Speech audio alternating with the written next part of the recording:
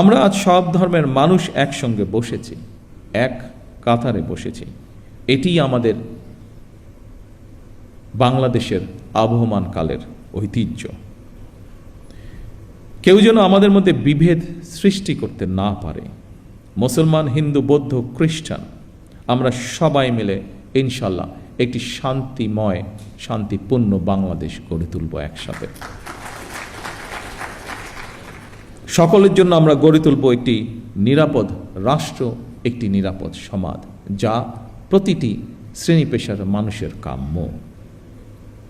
আমার বক্তব্য শেষ করার পূর্বে আমি আজকের এই দিনটিকে, আজকের আমাদের দলীয় ইশতেহারের এই কার্যক্রমটিকে সফল করার জন্য বিভিন্ন মন্ত্রণালয় সহ, বিভিন্ন মন্ত্রণালয়ের কর্মকর্তা সহ বিভিন্ন ডিপার্টমেন্টের যে সকল ব্যক্তি অক্লান্ত পরিশ্রম করেছেন, যাদের সহযোগিতায় বর্তমান সরকারের নির্বাচনে এই ম্যানিফেস্টোটি আলোর মুখ দেখতে পেয়েছে, কাজ শুরু করছে, তাদের সকলকে আমি জানাই আন্তরিক শুভেচ্ছা, তাদের সকলকে আমি জানাই আন্তরিক ধন্যবাদ।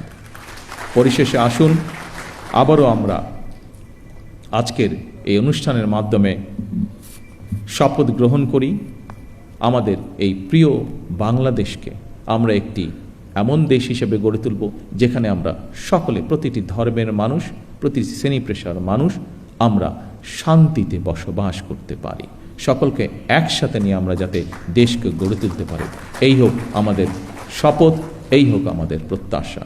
সকলে ইনশাল্লাহ ভালো থাকবেন, সকলে ইনশাল্লাহ সুস্থ থাকবেন। আল্লাহ হাফেজ। বাংলাদেশ জিন্দাবাদ।